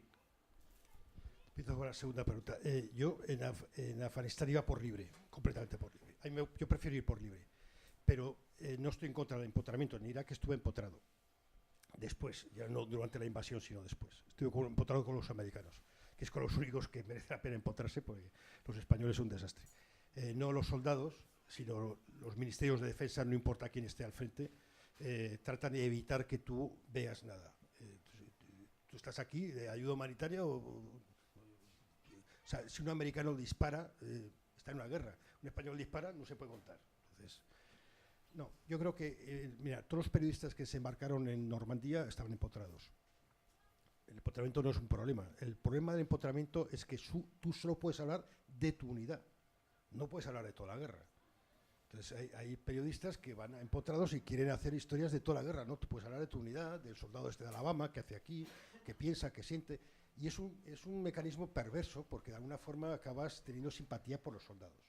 Aunque sean muy brutos, aunque digan barbaridades, y acabas enfocando tu rechazo de la guerra en los generales o en la Casa Blanca. Ese es el juego, también. Entonces, un medio importante lo que tiene que tener es un periodista empotrado y otro que no esté empotrado, otro que cuente otras historias. No puedes contar las dos historias. Y sobre la primera pregunta ya no me acuerdo, pero es que tengo ya mucha edad. Sí, ¿no? Las palabras... Las palabras son fundamentales. Es la primera batalla, sobre todo si escribes o si hablas o si hablas en la televisión, las palabras son fundamentales. Yo tengo una norma que es no adjetivos. O sea, procurar no poner adjetivos. Siempre que me reedito, o sea, que voy a ver lo que he escrito, procuro quitar adjetivos. Y hay términos, por ejemplo, que los titulares son muy opinativos. Ahora, fulano dice ahora, como diciendo, ¿por qué no lo he dicho antes? Bueno, eso para mí es opinativo. O solo, fulano tal va a dar solo esta cantidad a las otras tías del Corte Inglés, a las hijas de la familia que están peleados. Bueno, es que eso ya estás pensando por el lector. A mí me rechaza, a mí me expulsa, porque creo que me estás tratando como un idiota, con lo cual no voy a seguir leyendo. Creo que yo nunca he empleado la palabra terrorista. Igual, no voy a decir, creo que casi nunca, pues acaso hay alguien que lo encuentra en Google, pero creo que casi nunca he empleado, ahora más como analista sí lo he empleado una vez, pero cuando he estado en el terreno, nunca. Creo que no es mi trabajo poner el grupo terrorista de Hamas. Si lo pienso que son terroristas o no, es mi problema. Pero no creo que lo deba poner. Yo tengo que poner lo que hacen. O sea, un tipo de Hamas entra en una pizzería en Jerusalén, se explota y mata a 14 personas. Yo tengo que describir lo que ha pasado. Y tú, posiblemente dirás, estos son los hijos de puta y son los terroristas. Y otra gente dirá, claro, es que los judíos son peores o se lo merecían. Yo qué sé. Yo tengo que escribir un texto lo más no neutro, pero lo más objetivo y lo más abierto posible. Si yo digo que son terroristas, y yo creo que es terrorismo eso, no me voy a meter con jamás, pero sí creo que esos actos contra civiles es terrorismo. Pero si yo escribo terrorismo, al día siguiente, o 3 días después, cuando Israel bombardea una playa y mata a 4 niños, ¿qué tengo que decir? ¿El Estado terrorista de Israel? O sea, agotador. No es mi trabajo, es el trabajo de los jueces o de los fiscales, no es mi trabajo. Entonces yo creo que las piezas son mucho más efectivas cuando tú respetas al lector, cuando el lector se siente respetado, cuando el lector tú le estás diciendo, puedes pensar esto o otra cosa. En el caso de ETA, por ejemplo, siempre se ha dicho, ETA asesina, siempre ha estado súper adjetivada. Cuenta lo que hace. Pero ahora, por ejemplo, cuando ha hecho el asunto este del cese final de la violencia, todo el relato que yo he escuchado desde Madrid es un relato en el que no hay otra parte. Yo no digo que la otra parte tenga razón o no, pero hay otra parte. Ha habido un cuartel de Ucharrondo, ha habido gente que ha desaparecido, ha habido torturas, ha habido excesos policiales, ha habido represión. Hay un contexto. Entonces, yo no digo que eso justifique ETA. Yo creo que ETA es injustificable, pero hay un contexto y hay gente que ha sufrido. Yo me acuerdo que propuse una vez una serie de reportajes en El País, al actual director, cuando era subdirector del Domingo, sobre el País Vasco, le dije, con la mirada del enviado especial, como si fuera extranjero. Bueno, yo de hecho soy medio extranjero, con lo cual no tengo que hacer mucho esfuerzo. Y me dijo, vale, sí, qué interesante, lo voy a consultar. Y dije, el primer reportaje serían las madres de los presos. O sea, no me digas que el primer reportaje sea... Me interesaban mucho también las personas que tienen que mirar todos los días debajo del coche o que no pueden salir con sus niños al campo o a jugar. Eso me interesa mucho. Pero el primer reportaje era las madres de los presos. Porque no me creo que todas las madres de los presos presan igual. Habrá madres de los presos que son militantes, habrá madres de los presos que son madres y habrá madres que tendrán dudas. Es como cuando te encuentras 3 cubanos por ahí. Tomás y yo nos encontramos 3 cubanos en Níger, pues nos partimos por Níger, se nos rompió el coche. En África siempre se te rompe el coche. Entonces nos quedamos ahí en un hotel de barato tal y oímos hablar castellano, nos acercamos y eran 3 médicos cubanos, 2 chicos y una chica. Empezamos a hablar con ellos. Bueno, nosotros no somos muy críticos, tampoco somos de los que aplaudimos, pero nos gusta Silvio Rodríguez y ese tipo de cosas. Y los 3 eran 3 monolitos, opinaban exactamente lo mismo, decían exactamente lo mismo, y cuando nos fuimos a dormir, cada uno a nuestra cama, claro, le dije a Tomás, esto es el miedo, tío, es imposible que se piense así. Al día siguiente fuimos al hospital, los encontramos por separado, bueno, eran 3 historias de 3 personas que estaban hasta el gorro. Entonces, eso lo que tenemos que hacer es buscar los matices, lo que decías tú de la importancia de los matices. Y en el caso del País Vasco es clara. Aquí, por ejemplo, el periódico en el que yo trabajaba ha recuperado un adjetivo que a mí me resulta, no me gusta, que es los separatistas. A mí me parece que es una palabra del Alcázar, utilizar Alcázar. Creo que nuestro trabajo como periodistas es cuestionar todo lo que hace el gobierno de la Generalitat y cuestionar todo lo que hace el gobierno central. Creo que de esa forma nosotros podemos estar tendiendo puentes y tenemos que buscar historias de gente donde los puentes existen. Como a mí me interesa de la guerra civil, me interesan todas aquellas personas que actuaron de una forma que no se esperaba. Es decir, que tu tribu te obligaba, si eras facha o eras rojo, tenías que hacer esto y resulta que aplicaron la humanidad. Yo creo que esas personas tienen mucho más elementos que transmitir. Hay un tipo que no pude entrevistar, además me lo contó Vicente Romero, y le dije, no me cuentes estas cosas porque escribe una novela, pero vamos ya. Él estaba persiguiendo a un tipo que había sido Radio Nacional en Asturias. Tenía Alzheimer, con lo cual era imposible, ya estaba muy demenciado y no se podía hablar con él. Pero este tenía una historia increíble. Este tío había sido alférez provisional, o sea, había luchado en el bando de Franco, súper facha, súper valiente, le habían dado no sé cuántas medallas, se fue a la División Azul, también más facha todavía, más valiente, le dieron una cruz de hierro y decidió quedarse en Praga y empezar a trabajar con esa organización humanitaria que se llamaba la Gestapo, y él fue creciendo en la Gestapo hasta alcanzar un buen puesto. Se echó una novia checa, las checas son muy guapas, se echó una novia checa y un día le dice a la novia checa, necesito esconder unos amigos. Y él escondió la plana mayor del Partido Comunista Checo, sabiendo que estaba escondiendo la plana mayor del Partido Comunista Checo por amor. Se salvaron, no sé si después les pillaron, pero esa noche se salvaron. A este tío le detuvieron, le llevaron a Berlín y claro, tenía tantas medallas, era tan facha y tanta gente decía que era facha que al final no le pasó nada. Pero me interesa ese tipo de gente que en un momento dado es el amor o la decencia o la honestidad intelectual o no sé, o un sentimiento humano que te hace actuar de una forma distinta a tu tribu. Yo creo que si buscáramos ese tipo de gente, y hoy hay ese tipo de gente, esos son los verdaderos héroes de nuestra sociedad. ¿Alguna otra pregunta? ¿Sí? Por proximidad. Y yo te quería preguntar que con esa vida tan con tantos kilómetros y con tantas horas, has escrito varios libros. Siempre me sorprende que cuando tienes una vida tan intensa, encontrar el tiempo y cuál es la mecánica. Es decir, porque escribir un libro es como sedentario. Ahora estás preparando otro. ¿De qué historia vas a hablar? Estoy con 2. Estoy con uno terminándolo, que es una novela. Bueno, no sé si es una novela, es posible que sea una mala novela, porque cuando la enseñamos a las editoriales que hacen novela, dijeron, no, esto no es una novela. Y a las editoriales que hacen no ficción dijeron, no, esto es una novela. Con lo cual es muy posible que sea una porquería el libro, pero bueno, saldrá en enero.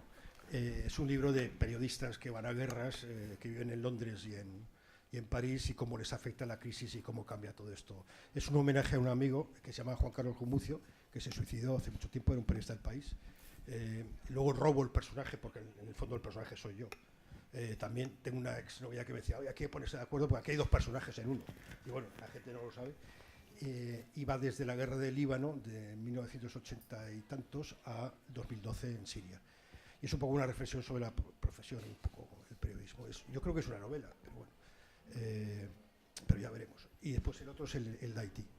Pero el de Haití, quiero ir en noviembre a Haití y terminar una cosa, porque yo estoy en Haití ya 2 veces.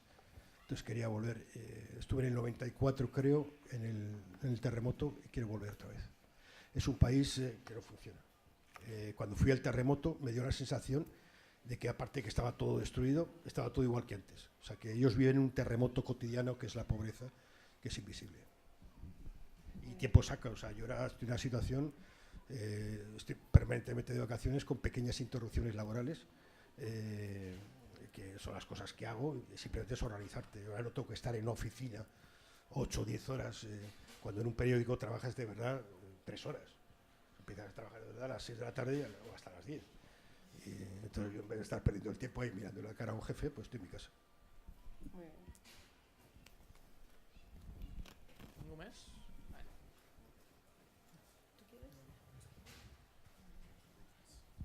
cuento el cuento sufí mientras. Hay dos muy buenos. Este es un tipo que llega a un pueblo y entra a un cementerio. A mí me gustan mucho los cementerios. Y ve las lápidas, ve en una lápida fulano de tal, 7 horas. Dice, ostras, no sé quién, 2 días, 6 días, 10 días, 15 días, un mes, 2 meses, 5 meses, 1 año, 2 años. El más, 7 años. Y dice, ostras, ¿qué pasa en este pueblo? Todo el mundo muere joven. Entonces va al pueblo y encuentra un pueblo normal.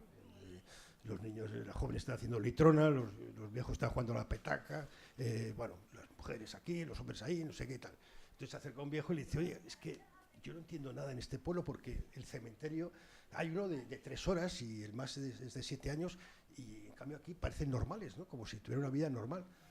¿Me lo puede explicar por qué? Y dice, es que aquí solo contamos los momentos que somos felices.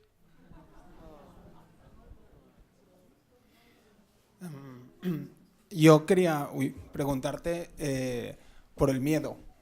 Yo siempre pienso que en vuestro trabajo seguramente el elemento que más me costaría a mí es la capacidad de gestionar el miedo en una situación como las que vivís, para explicar al fin y al cabo lo que sucede, llegar al fondo del asunto aún temiendo, entiendo todo lo que veis. ¿Uno llega a superar en algún momento el miedo, a tolerarlo, a convivir con él, o eso se viene de serie? Hay que estar ahí un poco... O sea, hay muchos periodistas que van a una guerra y no vuelven. Esos son los inteligentes. Los demás seguimos volviendo porque estamos averiados todos en la cabeza. Yo he hecho una pregunta para un libro que hice de mi familia.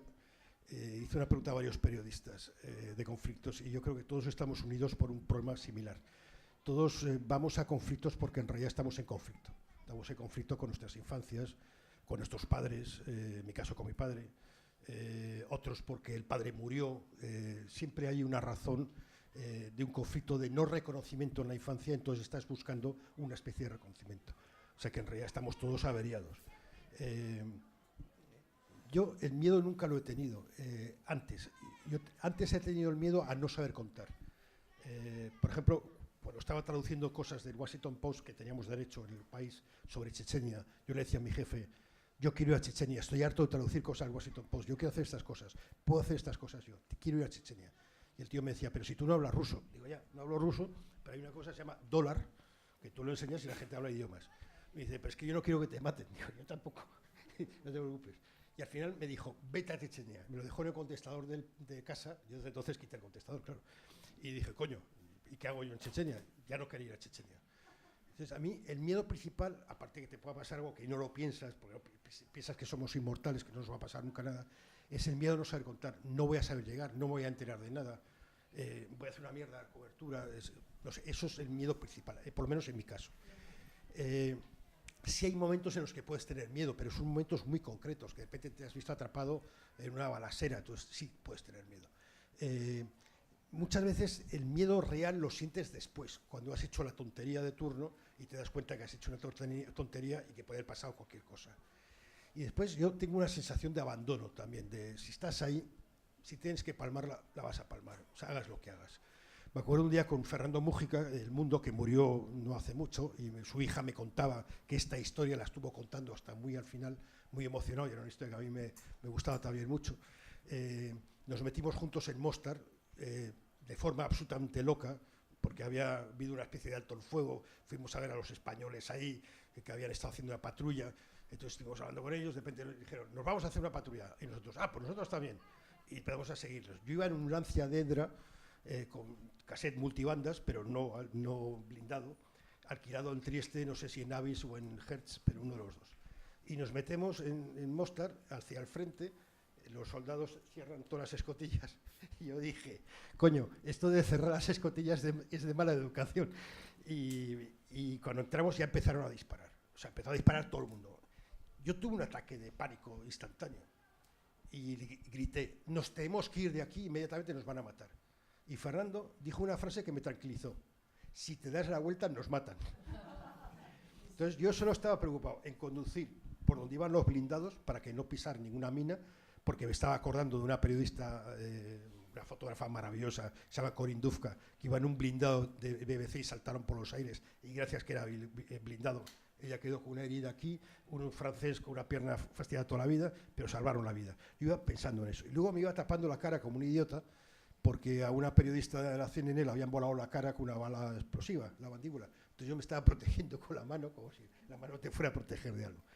Y ya fuimos ahí, estaba uno disparando, evidentemente no disparaba a dar, pues si no, o eran dos mantas, el turno de los mantas, o estaban disparando a asustar. Entonces, claro, es dejarte ir. Bueno, mira, si ya le he cagado, le he cagado. Luego dimos la vuelta, volvimos, entonces yo veía granadas de Montero. Bueno, yo salí completamente excitado de ahí. Y me duró 2 o 3 días la excitación. Y Mújica me dijo, ¿te acuerdas que yo tenía 2 cámaras? Digo, sí. Me dice, una estaba haciendo fotos fuera. Digo, claro, si te miraba. Digo, ¿y la otra? Digo, no sé qué hacías con la otra. Con la otra te tenía apuntado por si te daban. Y le dije, pero qué cabrón. Me dice, hombre, no me voy a perder una portada en El País. Y después, cuando estábamos entrando, Mújica me decía, con mitad de la balacera, me dijo, Ramón, acuérdate de esta frase, si me matan, mis últimas palabras fueron Pedro J, que te den por el culo. Entonces, eso lo puse luego en un libro. Y Mújica recordaba esa historia hasta el final. Bueno, cuando salimos de ahí, es cuando te das cuenta que estábamos completamente locos, que nos habían matado fácilmente. De hecho, en el periódico luego me dijeron, oye, que en defensa me han preguntado si tú eres el loco de Boston. Bueno, pues sí, pero es que tú lo haces no pensando que te va a pasar algo. Otro día con Gervasio y con Javier Espinosa, que ahora está en Shanghái, que estuvo en Siria mucho tiempo, y una periodista y un fotógrafo catalán, que es Enric Martí, que estará en México, que es buenísimo.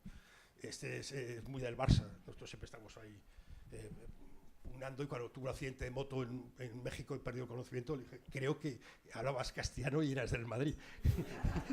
Y no, es muy catalán, muy divertido, es un tipo estupendo. Estaba también él y una tipa de France Press. Y subimos a un cementerio en mitad de la ladera, en Nochevieja, creo que era el 93, el 94, para ver cómo disparaban los serbios a las 12, cómo daban las campanadas. Bueno, acabamos todos cuerpo a tierra, pues nos estaban disparando a nosotros, unos encima de otros, habían metido el champán en unas tumbas y no pudimos recuperar, tuvimos que salir a la carrera, casi nos perdemos en la nieve. Bueno, estuvimos 3 o 4 días que en el hotel Holiday Inn todo el mundo nos decía, ¿soy los locos del cementerio? Sí. ¿Nos la jugamos? Sí. Fue una tontería completa. ¿Nos pudo pasar algo? Nos podrían haber matado perfectamente, pero no te das cuenta de eso, te das cuenta después. Y yo creo que ese es el miedo que se pasa. Después, cuando matan a un amigo, había habido 3, con Miguel Gil, cuando mataron a Miguel Gil, que Miguel era aquí, además yo me había comprado una gorra de Poblet, y había ido a Sierra Leona con una gorra de Poblet, y me dijo el tío, pero tío, ¿qué haces con una gorra de Poblet? Yo me puedo tocar un poco las narices aquí, en vez de ir con una gorra de los New York Yankees estos, pues llevo esta. Y me dijo, pues si yo soy de al lado, soy de Vimbodí, yo no había oído hablar de Vimbodí nunca. Bueno, pues unos días después estábamos en el entierro de Miguel en Vimbodí. Y esa gorra se ha quedado para siempre como la gorra de la suerte. Yo recuerdo cuando llegué y vi el féretro de Miguel, me fui contra la pared del ayuntamiento, como diciendo, ostras, ahí podía estar Gervasio, ahí podía estar yo. Entonces, cuando matan a un amigo, tú te das cuenta que no eres inmortal, que esto es un trabajo que mata, pero es evidente que se te olvida a los 15 días, si no, no volverías. Luego matan a Julio Fuentes y lo mismo, luego matan a Ricardo Ortega en Haití, lo mismo. Pero se te olvida, porque... Y después yo tengo una relación con la muerte muy tranquila, desde muy pequeño tengo muy claro que me voy a morir, entonces no tengo ningún problema. No tengo miedo a morir, tengo miedo a morir mal, tengo miedo a morir de una enfermedad degenerativa, ese tipo de cosas, pero a morir. Y después una cosa que tengo también, que es gracias a todas estas historias de la gente aparentemente muy dura, yo tengo algo muy claro. Tengo 63 años y tengo una vida hecha. O sea, mi vida está completada. Todo lo que me queda ahora es subir nota. Eso es muy difícil poder decir a los 63. Entonces tengo el privilegio de poder decir eso. Entonces ahora todo lo que me queda es mejorar, subir nota, pero si me muriera mañana, el libro de mi familia acaba con el epitafio, que es, coño, esto ha merecido la pena. Y es así. Entonces eso te da mucha tranquilidad. Y no tengo hijos, y la casa está pagada, y que no se entere el tío este del Banco de España. Había otra palabra, ¿no? Por el fondo. Sí.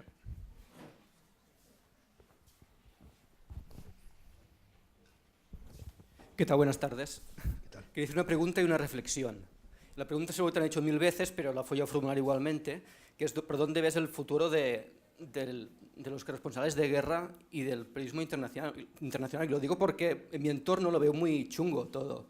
Porque conozco gente que se atreve a coger el avión y a ir a lugares complejos y complicados, e incluso venden a grandes periódicos, pero lo que cobran es una miseria. Y yo a veces les digo, cuidado que no cobrarás lo suficiente para comprar el billete para regresar.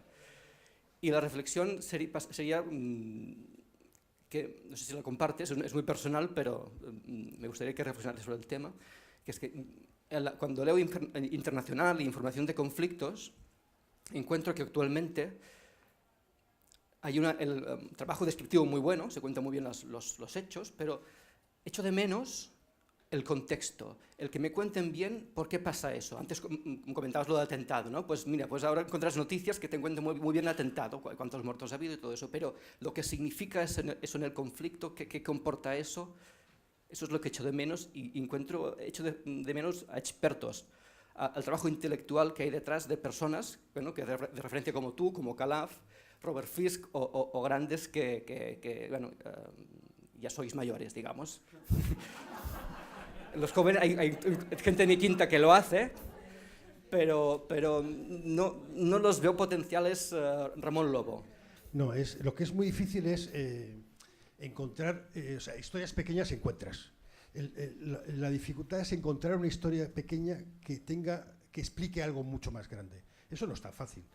Eso requiere experiencia, requiere suerte, requiere paciencia, que es todo lo que no hay ahora, paciencia, porque la paciencia cuesta dinero. Yo me encontré una historia en Kosovo. Hay una ciudad arriba que se llama Mitrovica, que es una ciudad que parece que la construyó Cayo Lara, porque es horrible. Está el río Ibar. Esto lo digo sobre todo en ambientes de Izquierda Unida. Digo, es de socialismo real, ese tipo de casas que le gusta a Cayo Lara. Hay un río que se llama el Ibar y separa Mitrovica norte del sur. En el norte estaban, antes de la independencia, estaban todos los serbios más duros que no querían la independencia, manipulados por Belgrado. Cuando había muchos más serbios dentro, abajo, en bolsas, que iban a ser los perjudicados por esa política de cerrazón.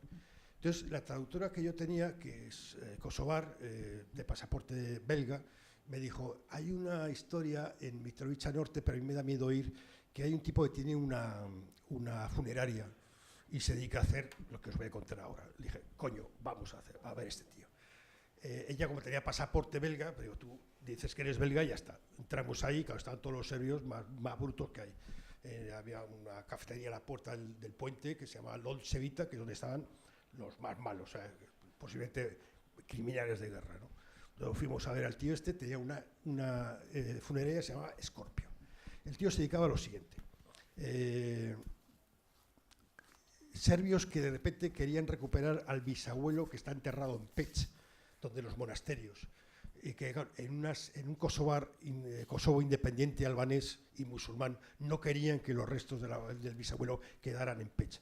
Entonces este tipo cogía su camioneta, se iba hacia Peć, conseguía todos los permisos, desenterraba al bisabuelo en cuestión y lo llevaba a Mitrovica Norte, se lo entregaba a la familia y lo entregaba en una tierra súper serbia. Y ya está. Claro, yo no pude hacer el reportaje a lo grande, que hubiera sido irme con él a hacer todo un desenterramiento, porque no había, ni en ese momento, ni estaba previsto ninguno.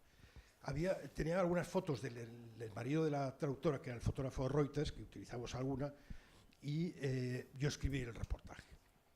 Lo mandé al periódico y me puse a leer el libro de Iván Čoločić, este antropólogo serbio que os dije antes, que luego le hice una entrevista en Belgrado, me pareció un tipo increíblemente bueno.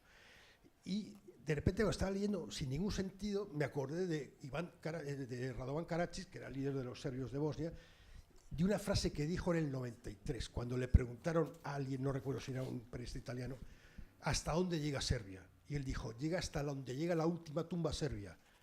Y dije, vaya. Entonces llamé al periódico y dijo, ¿habéis publicado eso? No, tirarlo, que es una mierda.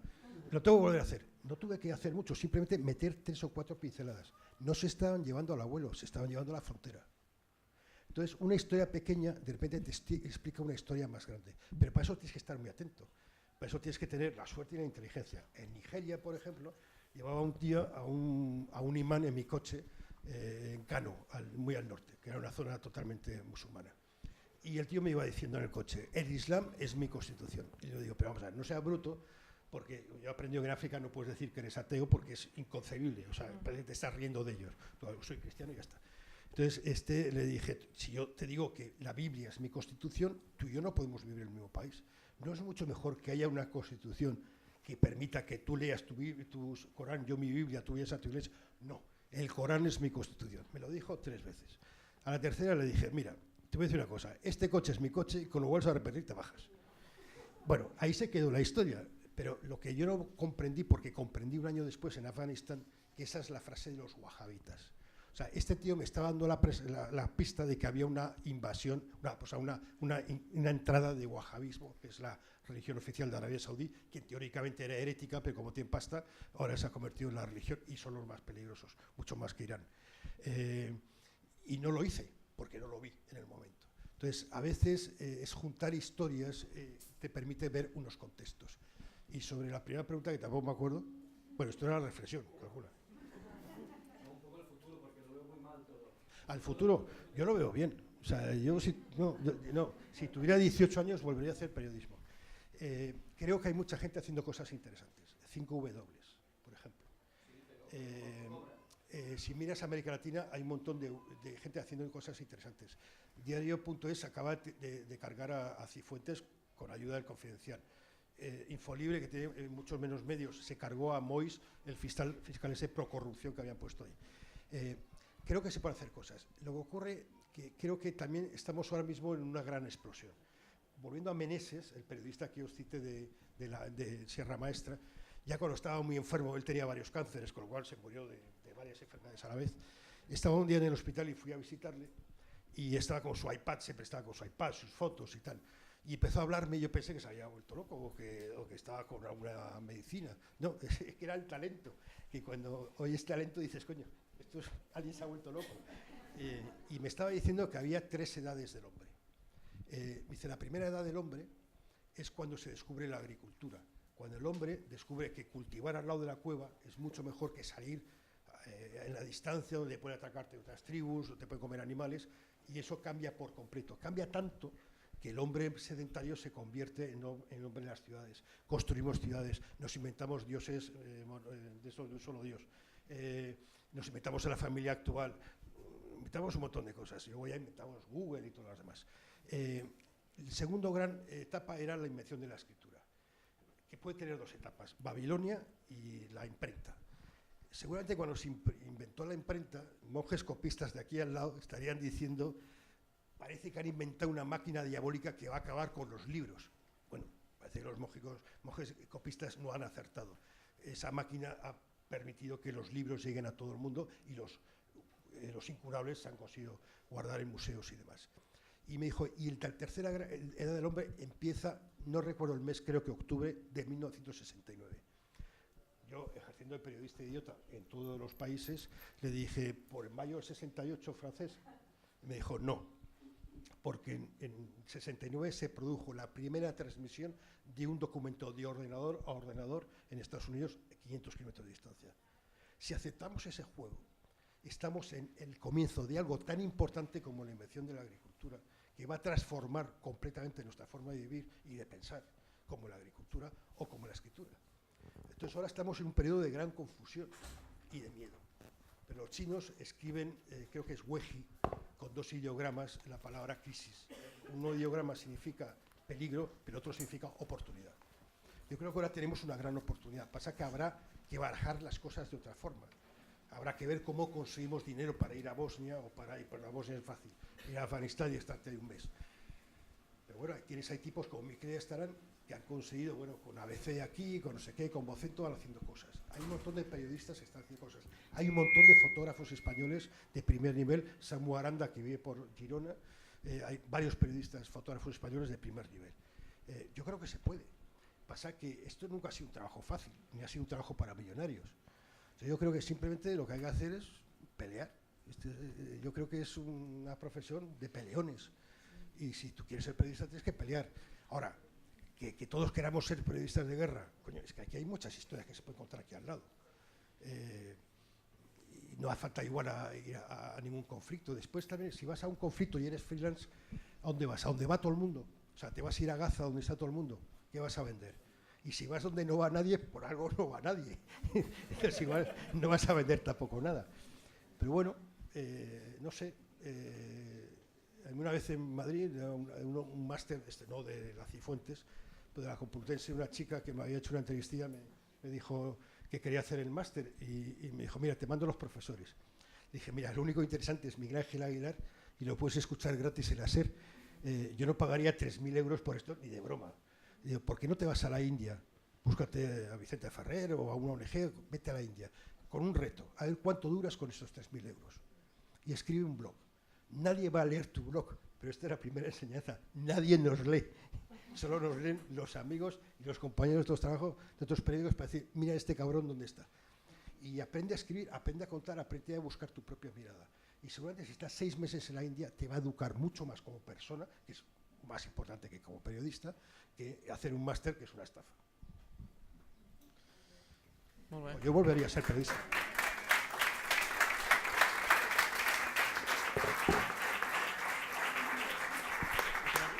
Y el otro cuento que tiene que ver con esta pregunta es un tipo que tiene caballos y se le escapa su mejor caballo, sube todo el pueblo a decirle, qué desgracia, se te ha escapado tu mejor caballo, y el tío dice, bueno, yo no sé si esto es bueno o malo. Dice, pero seas tonto, esto es malísimo, se te ha escapado tu mejor caballo. Al cabo de unos días regresa su caballo con 5 caballos y lo mete en el corral y con el morro cierra la cerca, y entonces sube todo el pueblo a decirle, qué maravilla tu caballo, que el que se escapó, te ha traído 5 caballos nuevos, salvajes, qué bueno, dice el tío, no sé si esto es bueno o malo, pero tú eres idiota, esto es muy bueno, ahora tienes 5 caballos más. Al cabo de unos días, su hijo mayor de 18 años se subió a uno de estos caballos nuevos y fue a correr por el bosque, el caballo lo tiró y le rompió las 2 piernas. Entonces subió todo el pueblo a decirle, qué desgracia te ha traído aquel caballo tuyo que se fue y trajo 5 caballos y ahora mira lo que le ha pasado a tu hijo. Yo no sé si esto es bueno o malo, pero seas idiota, tu hijo está en la cama con 2 piernas rotas. Días después se declaró una guerra entre el norte y el sur, movilizaron a todos los niños de 18 años que murieron en la batalla, menos su hijo. O sea, es decir, hay que esperar. La película no acaba cuando queremos que acaba, sigue.